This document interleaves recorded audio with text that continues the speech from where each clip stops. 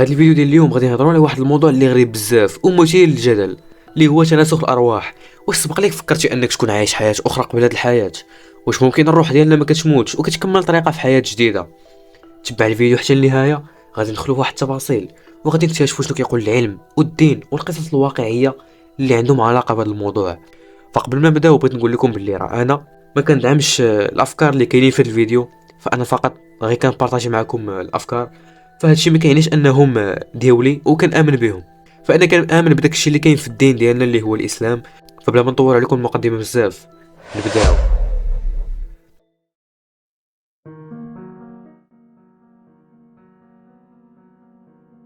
باش نبداو خصنا نعرفوا شنو هو تناسخ الارواح.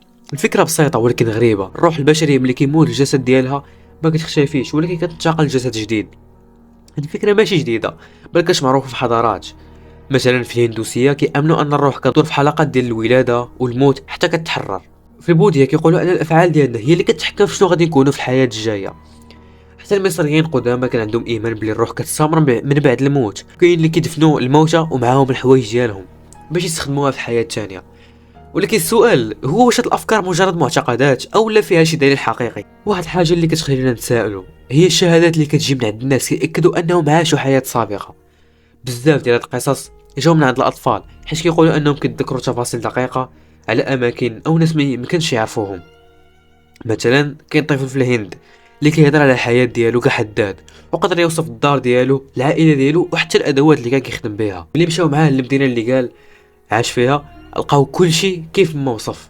وماشي غير هاد القصه اللي كاينه واحده في امريكا اللي قالت انها كانت ممثله في الحياه السابقه ديالها، وعطات تفاصيل على هاد الممثله اللي حتى المؤرخين ما كانوش عارفينها. واش ممكن هادشي يكون دليل قوي على تناسخ الارواح ولا غير صدفه غريبه؟ دابا ندوزو على شنو كيقول العلم على هاد تناسخ الارواح. الناس اللي ما كيامنوش بهاد الفكره كيأكدوا ان تناسخ الارواح ما عندوش اي تفسير علمي، ولكن في المقابل كاين علماء كيحاولوا يبحثوا في الظاهره، بحال الدكتور ايان ستيفنسون كان كيدرس الحالات ديال الاطفال اللي كيتذكروا حياه سابقه. هذا الراجل جمع اكثر من 2500 حاله ولقى بزاف ديال القصص اللي فيها تشابهات غريبه، ومع ذلك كاينين تفسيرات علميه اللي كتحاول تبين هاد الظاهره.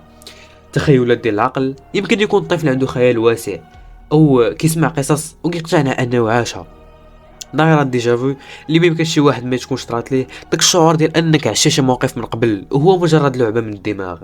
الوراثه الثقافيه، بعض الاحيان الطفل كيكون متاثر بالمجتمع ديالو وكيبدا يامن بشي حاجه حيت هي جزء من الثقافه اللي تربى فيها. لكن العلم ما قدرش يعطي تفسير نهائي واش هاد الظاهره علميه ولا ما ورائيه. اما في الدين تناسخ الارواح كيختلف حسب المعتقدات.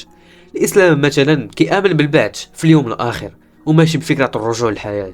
نفس الشيء في المسيحيه، ولكن الهندوسيه والبوذيه الفكره عندهم جزء من العقيده ديالهم.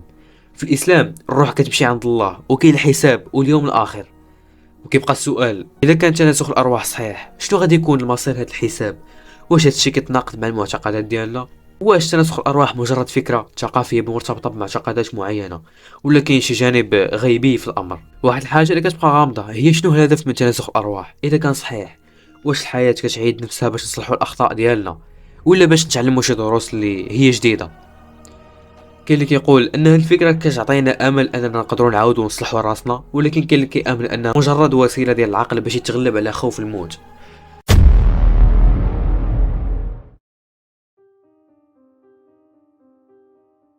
دابا غادي ندوزو لقصه شانتال وجيمس اللي وقعت في واحد الضيعه في انجلترا ولات معروفه بزاف في مجال تناسخ الارواح. دابا غادي نحكيو التفاصيل ديالها. في 1957 كانوا واحد الزوجين كيتسماو جون وجاكلين بولوك كيعيشوا بواحد القريه اللي سميتها هيكسام في انجلترا. عندهم جوج بنيتات، جوانا اللي عندها 11 عام وجاكلين اللي عندها 6 سنين. واحد النهار البنيتات كانوا غاديين للكنيسه مع صحابهم وفجاه ضرباتهم طوموبيل وكانت الحادثه مميته. البنيتات ماتوا في بلاصتهم والوالدين ديالهم تصدموا بزاف. جون كان ديما كيهضر على ايمانه بفكره تناسخ الارواح. من بعد الحادثه بدا كيحس ان الروح ديال بناتو غادي ترجع ليه شي نهار. عام من بعد عام جاكلين حملات مره اخرى في اكتوبر 1958 ولدت جوج بنيتات توأم سموهم جيليان وجينيفر. الغريب هو ان التوأم كانوا متشابهين في الشكل ولكن مختلفين في التصرفات. جيليان كان عندها شخصيه قويه بحال اللي كانت عند جوانا الكبيره. جينيفر كانت هادئه بزاف بحال جاكلين الصغيره. جينيفر كانت عندها علامه في الجبهه ديالها وكتفها، هي نفس العلامات اللي كانت عند جاكلين قبل ما تموت. فاش كملوا البنات 3 سنين بداو كيتفكروا احداث غريبه. جيليان وجينيفر تعرفوا على العاب قديمه ديال جوانا وجاكلين بلا ما يعاونهم حتى شي واحد. واحد النهار زاروا الاسره دار قديمه عاشوا فيها قبل الحادثه، والتوأم تعرفوا على التفاصيل في الدار اللي ما كانوش عارفينها من قبل. جينيفر قالت بوحدها انها كتعقل على الحادثه، وحتى وصفات كيفاش العجله دازت فوق الجسد ديالها. نهار زادوا مع العائله القريه القديمه هيكسام، البنات تعرفوا على الطرقات، الكنيسه والاماكن اللي كانوا البنات الاوائل كيلعبوا فيها. هادشي اللي خلى الوالدين امنوا كثر باللي فعلا ارواح بناتهم رجعت ليهم.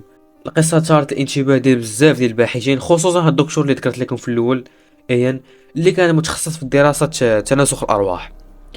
هاد الدكتور حلل الحاله ديال التوأم بولوك وعرف بزاف ديال التفاصيل، وقال بلي هذه وحده من اقوى الحالات اللي كتثبت تناسخ الارواح. كبرات جيليان وجينيفر، ومع الوقت بداو الذكريات ديالهم كتختفي، ودابا كيعيشوا حياتهم عادي. ولكن القصه ديالهم بقات مشهوره وكطرح بزاف ديال الاسئله. واش فعلا ارواح كتقدر تولد من جديد؟ في النهايه كيبقى تناسخ الارواح واحد من اكثر المواضيع الغامضه في التاريخ ديال البشريه. واش يمكن لينا نعرفوا الحقيقه، ولا غتبقى هاد الفكره مجرد لغز اخر؟ شكرا لكم حيت وصلتوا حتى النهايه. تناسخ الارواح موضوع كيخلينا نتسائلوا. شنو الراي ديالكم؟ خليو لي التعليق ديالكم باش نناقشوا الموضوع. ما تنساوش ديروا لايك سبسكرايب، ونتلاقاو في فيديو جاي ان شاء الله. استودعكم الله الذي لا تضيع ودائعه. سلام.